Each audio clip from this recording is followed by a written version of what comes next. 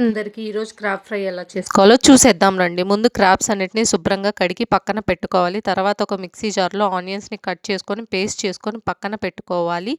తర్వాత ఒక ప్యాన్ అయితే తీసుకోవాలి. ప్యాన్లో కొంచెం ఆయిల్ వేసి దానిలో జీలకర్ర, పచ్చిమిర్చి, కరివేపాకు వేసి దాన్ని బాగా ఏగనివ్వాలి. తర్వాత ముందుగా మనం పక్కన పెట్టుకున్న ఆనియన్ పేస్ట్, కొంచెం అల్లం వెల్లుల్లి పేస్ట్ కూడా వేసి అది బాగా వేగిన తర్వాత దీనిలోకి కొంచెం మనం ఒక టమాటా అయితే మిక్సీ వేసుకొని ఆ టమాటా కూడా దీనిలో వేసేయాలి.